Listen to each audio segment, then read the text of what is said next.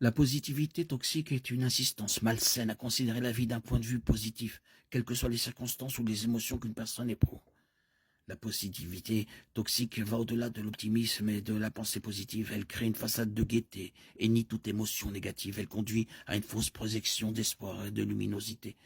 Des études et l'expérience de vie nous montrent qu'une attitude positive est bénéfique mentalement, physiquement et émotionnellement, mais qu'une tendance à toujours voir le bon côté des choses est néfaste.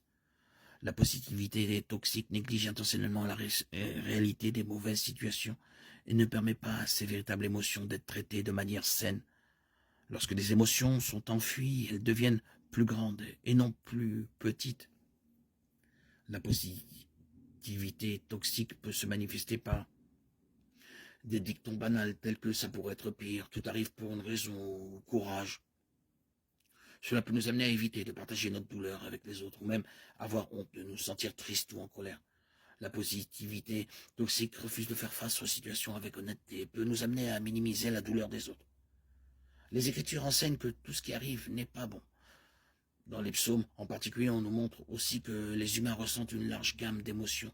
Notre Créateur lui-même a des émotions. Dieu connaît l'amour, la joie, la colère, la compassion et la tristesse. Jérémie 31:3, Exode 33:19, Jean 11:35. Dieu lui-même ne souscrit pas à l'idée qu'une positivité continue et forcée soit saine ou normale. Nous voyons également dans les Écritures que Dieu ne condamne pas les émotions plus dures comme la colère, la tristesse ou le chagrin. Ces émotions font naturellement partie de l'expérience humaine et si elles sont bien gérées, elles n'ont rien de pécheur.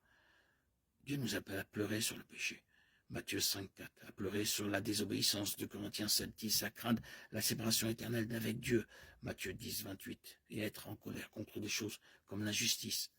Plutôt que de réprimer nos émotions négatives, nous devons pleurer avec ceux qui pleurent. Ésaïe 1:17, Romains 12:15.